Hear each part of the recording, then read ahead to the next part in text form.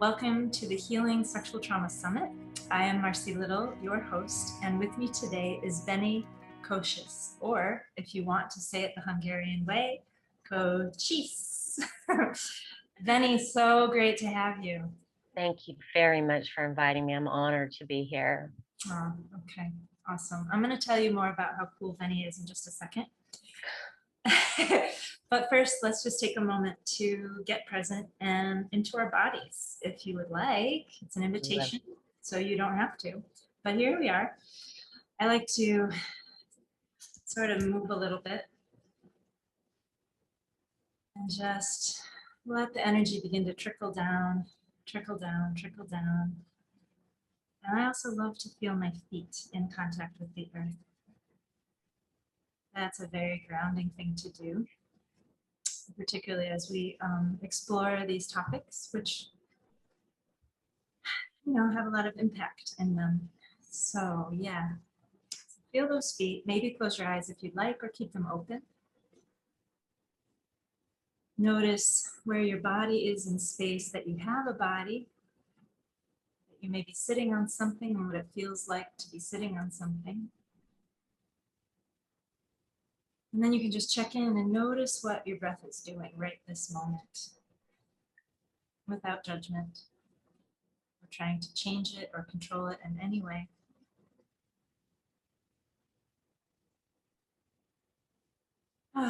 You may want to make a sound as you exhale.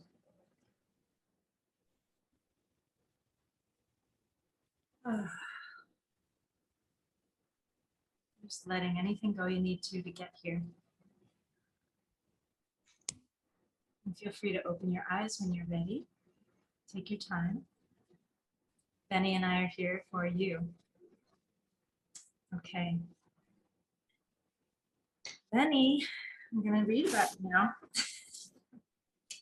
Okay. He is a really cool person, and you're about to understand why. Vennie Kocsis is a child trauma survivor and advocate for supportive, paced healing. Her memoir, Cult Child, details her time growing up in Sam Fife's Move of God cult in the 70s and 80s. Vennie thrives through writing, creating art, and supporting others.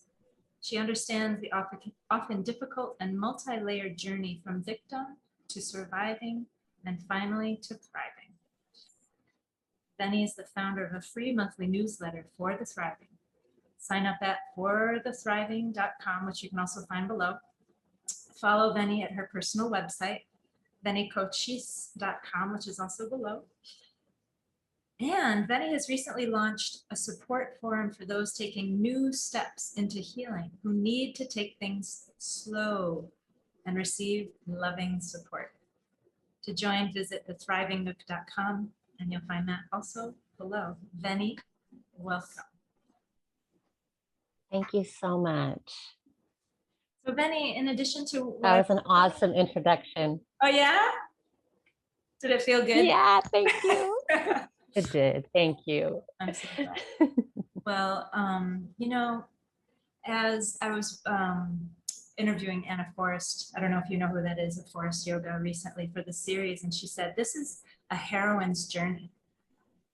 And when I read this and I share this about you, I'm like, here's another heroine, who's just, got the courage and has really gotten to this incredible place. Yeah. So is there anything else? So much. Yeah. Oh, you're welcome. Anything else you want to tell the viewers about you that I didn't just say? You completely covered it. So, that's my portal with my website. You can find me. Yeah. So that introduction was amazing. Yeah. Thank you so much. Okay. But my website, the venniekocsis.com, that's my hub. So if you go there, you'll find all the little social medias and all the good stuff. That'll also be here on the page. I also want to say real quick, the reason why I built the Thriving Nook is because, I was on the internet when the internet began, and we had forums, and we didn't have forced content in our face. And it really does tag your emotions and we need a safe place to go where we can choose where we browse, choose where we go, choose what conversations we participate in, and not have non-consensual information constantly coming into our face. So I think that is so important for survivors when they're healing, to be extra careful what you allow into your energy field. Yeah, cool. I love that you just said that and put it that way. And I hadn't really thought about that, and it's so true. And that's the thriving nook. That's part of the impetus for Yes, the nook. Got it. Okay, cool. Yeah, I agree. It's like a wonderful way to create a safe, sacred boundary yes, space.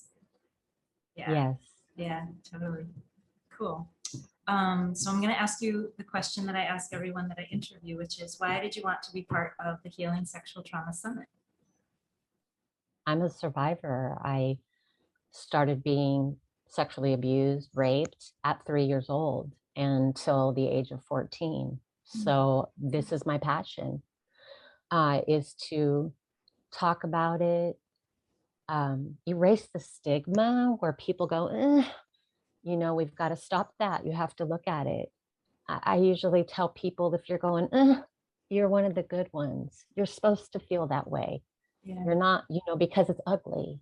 yeah. So that's why I wanted to be here, to just talk about my journey and some things that have helped me, and maybe they'll resonate with someone else. So wonderful. Okay, thanks, and thank you for sharing that. And I had exactly that. It's like I can't hear something like that and not just want to put my hand on my heart Yes, and you know, yeah. So, and I love that you said that that's the right response. it is. Yes. Yeah, The wrong response, though, is to continue with that and go away from it and say, but I think that that too can be something to be looked at, as like maybe that person has some things they need to deal with. It's triggering them. right. So I understand that response and kind of these multiple perspectives. Yeah, right. It takes a deep kind of understanding of the multi-level layeredness, and it's like it requires a deep compassion to understand all the ways that people hear this this truth. Yes, Yeah, absolutely. yeah, yeah. Cool. All right. Well, in our talk today, we're going to be following the strands. What are strands? Well, strands are what in our childhood that happened to us connects us to our current triggers, our current realities, how we see the world, how we process triggers. There's always a strand if you follow it. And that's been a big, big part of my process, is following those strands and then And doing the cut off. Yes, we're going to really, really get into that. So you make a distinction between physical and mental triggers. I do. Yeah. I find it really important for me to sit with the trigger. So each of us experiences triggers in different ways, but there's this overlapping symptoms. So I started taking the time to sit with my body and really define what symptoms were physical and what were mental, because they both require different self-care. So my personal definition of a trigger is, it's a message from the body and the mind. It's like getting bad news. It's saying, hey, we have something to tell you, and it's probably going to hurt a little bit. And that's why we get anxious. And so there's this self-awareness that has to be developed, and it can be developed softly. And part of that was really sitting with triggers and mastering that recognition. So physical triggers for me are rapid heartbeat, feeling like I can't catch my breath, a headache will come on, sweating, a feeling of panic inside my body, doom and fear, nausea, a feeling that we might pass out because we're holding our breath. Um, and when I feel a trigger coming on, like say I'm in public, the absolute first thing I do is focus on my breathing, because that is what brings us into, back into reality. And then the mental side of it is hypervigilance, creating scenarios. I'll give you an example. Once I was at Best Buy and this gentleman came in. I lived around a lot of military bases. He had on all camos and this big backpack, and I froze. And I watched him the whole time because in my mind, he was a shooter. I profiled him based on stuff I'd seen. And then he bought his items and walked out. And I thought to myself, gosh, that's so silly. But in that moment, it's really real to you. So that dissociation begins where things sound hollow. The walls feel like they're separating or closing in. It's flying by in seconds. And so in this stage, I've learned to stop and acknowledge to my own body, I hear you, I feel you, I get it, we're triggered right now. I love that. I love that so much. And I try to practice that myself. I try to help others to practice that. And it's the sacred pause moment. And it's like that moment between acting or reacting in a way that's going to cause a lot of crappiness that you have to go back and clean up, or turning around. I actually write about this, Pema Chodron.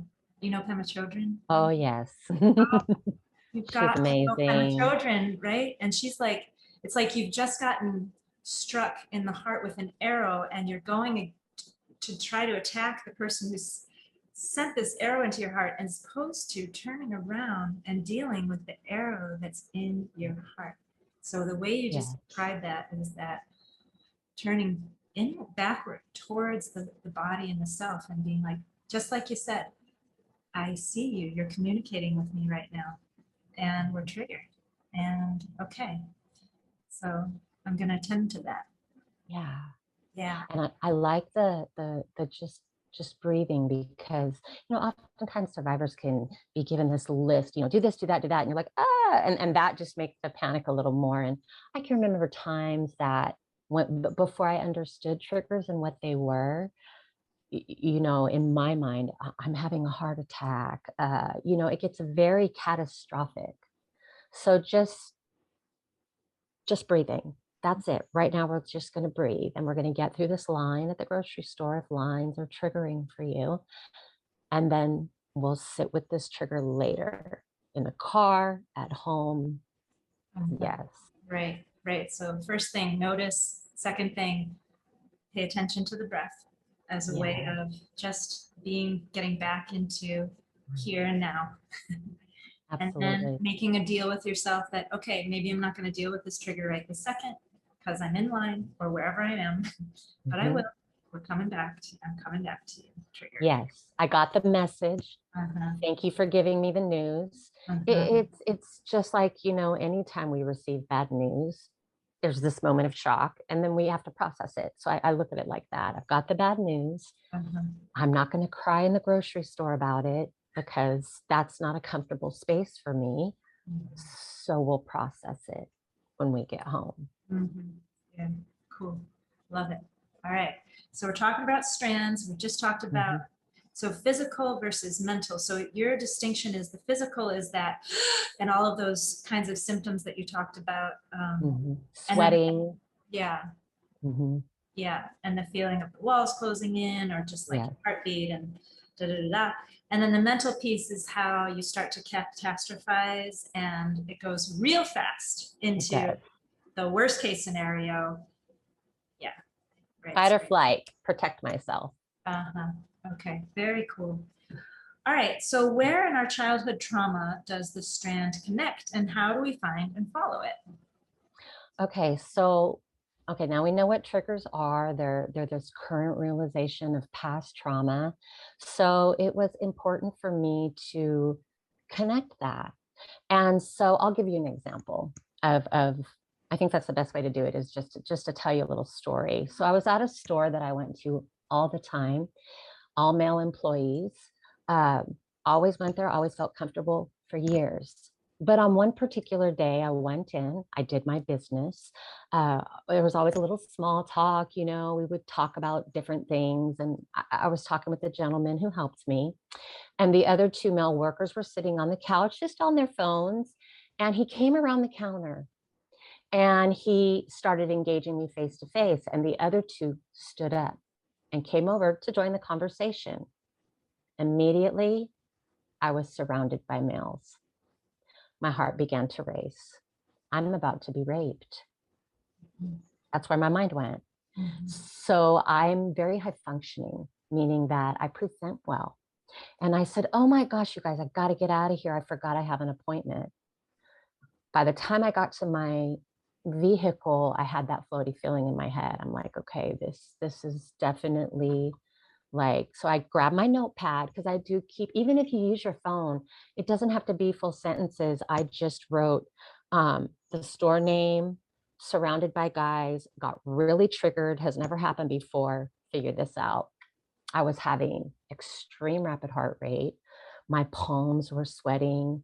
I was like trying to catch my breath. So I sat in my vehicle, wrote it down, did some breathing before I drove.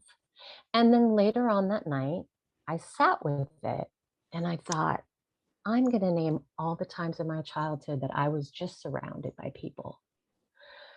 When we were sick, because I was faith healed, they surrounded us and laid hands on us and prayed very loudly. It was extremely invasive. Exorcisms, surrounded by adults, completely no control. You could have hands laid on you in a church service on the cult where everybody was just like a mass. So there were all of these ways that I had felt helpless, not just with males, with females too, but there were some teenage boys who trapped me in certain situations on the cult compound. Once I was like, wow, that's it. That is exactly why you called into an elders meeting, you're surrounded. You're never, ever safe in these moments as a child when I was surrounded. And for some reason that day, my body was like, hey, let's deal with this. And that's how I look at triggers, that it's kind of a gift. It's like the body's going, I believe in you. You're strong enough to handle this. So I'm going to give it to you so you see it, and then we'll process it. And so that's an example of connecting those strands. Why did this trigger me? Okay, because I was surrounded. So breaking down the current trigger and then taking those little pieces and matching them up with what you can remember, because a lot of us survivors have very large gaps. But there's usually enough to remember that we can connect that strand. Yeah, I love your example. Thank you so much. It makes it so relatable for me and for the listeners. It's like, oh yeah, that's exactly the practice. It's like, okay, so trigger happens. In this case, you got yourself out and away from it. Yes. You gave yourself the distance that your body needed. You took down some notes so that you would remember to come back to it later. Then you took great care of yourself by doing your practice of coming into the breath, because you weren't going to be able to drive in that state. Right. And yes, it's good to get your mind clear before you hit the road. Yeah, you don't want to be like caught up in a memory, and right, for sure. So doing the breath until you can calm the nervous system enough to be present again in the body in this moment. Then later, the strands. I love this. Like how, how is this familiar? When did I experience this? And then a flood of different scenarios arose. And maybe that happens, maybe it doesn't, right? And there it is. And you're able to make connections. Yes. That ultimately, in my experience also, Vennie, allow this to be metabolized, processed, and then the next time the reaction is less. Is that your experience too? Absolutely. It's almost like once I piece it together, I go, oh, and now I have an answer. A lot of times that lays that question to rest. So yeah, that's definitely, or I'm more present in that feeling if I'm in that situation, again, of feeling surrounded. Okay. I'm aware of why I feel that way. Right, And right, it makes it less of a trigger. right. You have a little bit more space and more options in Mhm. terms of how you respond or experience it or whatever. Yeah, it gives you more freedom. Mhm. You're not It really ruled does. by the immediate trigger that in fact happens so quickly we don't actually have a choice. Mhm. And it throws us into the unknown. And the unknown is like so prevalent. I don't think I've ever talked to a sex abuse survivor that wasn't in the unknown in some kind of way. And so the unknown is difficult for us if we don't know why we're triggered. There's pictures. I mean, I'll just be very open. For a long time, because I was sexually abused also by a female, and she was quite brutal. I couldn't look at pictures of a vagina. It was uncomfortable for me. I didn't like it. It made me feel like this Yeah. until I stranded it like, oh, some of the things that happen, of course I would feel that way. But Mhm. again, once then, now I can see a woman's body and go, wow, how beautiful, how unique. Um, I just needed that. The body just needs to give it to you and get that answer. And then you can lay it to rest. Even rituals. Sometimes I burn. I'll write something on a piece of paper and I burn it, you know. I'm kind of jumping ahead of myself, but that's important, I think, whatever's comfortable for you. Uh-huh. Yeah, right. With the object being to eventually take away the power of the memory. Yeah. Or the power of what happened to you when you couldn't make it not be happening to you. And Hmm. now you can. Yeah. Yeah, right. All right, awesome. Okay, yeah, you mentioned burning. I think that's one of the techniques to cutting a strand. So let's go Yeah. right into the strand cutting. Okay. So once we make that connection between our current reality and what in our childhood has triggered us, we get to create a strand cutting process. Connecting the strand for me is the biggest part of the work. Recognizing it and connecting it. Once that happens, then I can figure out, how do I want to cut this strand. I'll tell you, and I don't mean this flippantly, it really is just memories. I have to tell myself that it's just memories. And when I minimize that, like don't give it so much power, like my memories versus they're just memory. That's a powerful thing for me to say. I've spent endless times in meditation reminding myself your triggers are just memories.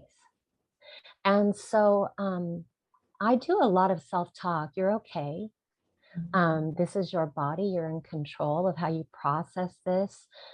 Writing Cold Child was extremely difficult. I'm happy I took the journey. It's not easy to write trauma. So I think it's important that people find whatever outlet, because it's deep emotional layers that peel away during this middle phase of connecting the strands. If you made a wall map, kind of like the cops do when they're looking for a criminal, you put the trigger here and then the strings with the pins, like, oh, it connects to this that happened to me and this that happened to me. And it's in that phase of cutting where I think that's where that self-care and self-reliance really come in. Like I said before, triggers can be connected by more than one strand. Um, in the story that, I told you earlier, being surrounded, like there's exorcisms, faith healing, sex abuse, consequences, all these different, I could have all kinds of different strands. So I've found a few ways that I cut strands. I'd say if it's a really heavy emotion, that's when I like to burn. And it's so simple for me. I write it on a piece of paper. I go outside and I burn it and I just send it into the atmosphere with love. Sam Fife, you have no power over me anymore. Go. So I'll do that. I let the ashes float away. I thank my body. Thank you for trusting me. Thank you for letting it go. It's body awareness to me is a conversation. that I have with my DNA. You know, the more that I process, the more my DNA talks to me. DNA that, you know, the pieces of me that were quiet when the trauma was in the forefront. Art is another way that I'll dump. I love collage art. It allows you to really get layered in. But, you know, people will say, I remember I had this friend, she was a yoga instructor, and I bought her a little canvas and 3 colors of paint and a paintbrush. And she was like, I can't paint.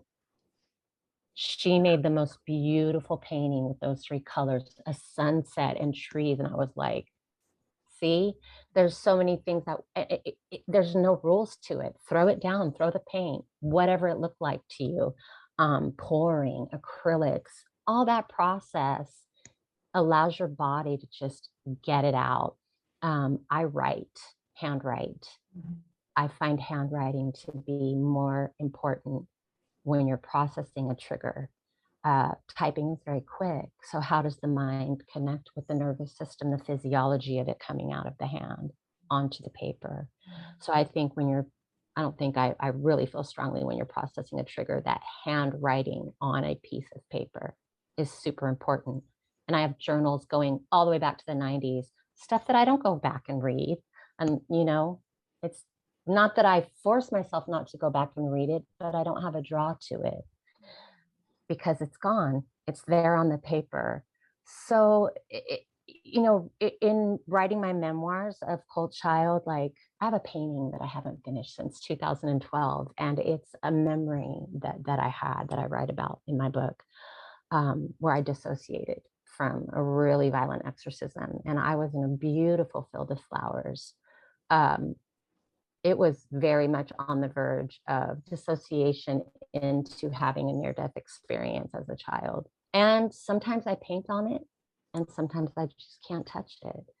And that's okay. You can flow. Sometimes it takes a while to cut a strand. It's all about being kind to yourself. Blog it, write it, do what you got to do. Just get it out. Yeah, I love that. Yeah, so I think that last piece too feels really important to me. Or a couple of things, you know, that it's like we're each going to have our own way to cut a strand, and we kind of got to figure out what that is. For some people, it might be, you know, like just really feeling like they're cutting something. Yes, Like, absolutely. something you write off, and I'm going to do it again as soon as you come up. I'm just going to snip, and I'm going to snip. I love the ritual of burning something and seeing the ashes float out, and then all the creative stuff. And you're obviously a very creative person, and but also, you know, for people who don't think they're creative, like your story with your friend there, just like, yeah, so that just get it out some way, and then let it go. Yeah. Yeah. Because a lot of those people who don't think they're creative, they feel that way because no one told them they could. They were beat down as children. You know, even me, I wasn't allowed to do art. I wasn't allowed to have journals. These were, you know, whenever any of that was seen, it was ceased. So you kind of have to look at it as your rite of passage, that you get to play with art and you get to play with writing, and whatever your style is, it's okay. Nobody gets to judge you. Right. And it's good to let our own judgment of ourselves go so that we can do it. Yes. Yeah, that's great. I also like the fact that it's, you know, you may need to do it more than once, like the example of your painting. Like this is a cord cutting process. Sometimes there's a one cord and it's like you're just ready and it's assimilated and you're ready to let it go. And other times it's like I've let a bunch go and there's more to let go and I'll come back. Yes. We go again. Yeah. And that memory, you know, I was being sexually abused and that memory is obviously so violent that it caused me to go to another dimension completely. So I think we have to, again, give ourselves permission to understand that no matter how fast someone thinks we should heal, it does sometimes take years to process something, especially sex abuse. It's so devastating, so devastating. It is the hardest thing, and it creates so many byproducts, addiction, food addiction, another thing that I battled with for a very long time. And yeah, again, I've had to learn to pace, not overdo it, and be gentle with myself and not let anybody put expectations on me, and also not to project triggers into behavior, which we all can sometimes do. That's a process for me of deep self-awareness. Yes. Can you say more what you mean by triggers into behavior? Say. Okay, we'll take the story with the males. If that trigger had turned into behavior, I might have yelled at them and said, "Why are you surrounding me? You guys need to back up." And they would not have understood. They would have been like, "Why is she acting that way?" That's me letting a trigger dictate my behavior. Yeah. And sometimes we do that. And, I've done it and then been like, "Oh my God, I feel so bad." Where it's just an instinct, because now we can protect ourselves. Now we get to have a voice. But I don't think that's a positive way to process it. So I had a lot of ways that projected my trauma into my behavior when I was younger, a young adult. Yeah, So. Me too. Yep. And then I had to clean it up, and I live in an intentional community, so there were so many opportunities for me to have my triggers mirrored back to me. Yes. And be like, wow, this isn't gonna be sustainable living in community with other people. I can't fly off the handle. I can't, it's scary. It's scary to others. Yeah, Yeah. it is. And they don't understand it. The times that I've, gone off the handle like that, I do realize it in retrospect, and then, always apologize if someone was affected, that I am so sorry I behaved that way. It was ugly and mean, and this is why, and I shouldn't have done that. And that matters to the other person or the people that felt the projection. Yeah. Kind of calms them, saying, she's just crazy and out of control. Now they have a little bit more understanding, and okay, I'm so sorry. I didn't know that, and it helps us not do it as much. Yeah. And also that piece that you mentioned about being really gentle with ourselves. Yeah. Yeah, sometimes we're going to blow it and sometimes we're going to make it. And hopefully that, we're moving in the direction of, having more self-awareness, like you said, to be able to manage it. Yeah, more and more self-awareness. So Vennie, I'm loving talking to you so much. I feel just like a sister on this path together. And before we end, I'm wondering if there's any final wisdom that you feel is important for us to take away from our shared time. Well, one of my favorite sayings, and I have it tattooed, is I let go of that which has served its purpose and accept the new without fear. I say that to myself every day because we also, as survivors, can ruminate and ruminate and ruminate instead of releasing. So those would be my final words, like whatever you can let go, like lighten the load. Even as a parent, I had failures as a parent, being able to sit down with my sons and own that. Hey, I get it. No excuses. Give me back that pain. I'm going to carry it. That is so healing. All of that process is so healing. And it's okay to own your steps. It's okay. People are not going to judge you as much as you think they are. Can you read your tattoo just one more time for us? I let go of that which has served its purpose and accept the new without fear. Love that. Yes. Thank you so much for having me on this summit. I am so excited for all the speakers, and what an amazing group of women. It's truly an honor. Yeah, I feel that way too. I'm just so excited. And yeah, So glad to have our viewers here. And Vennie, what a deep pleasure it's been to talk with you, learn from you, just be here with you in it all. Thank you so much. Yeah, thank you.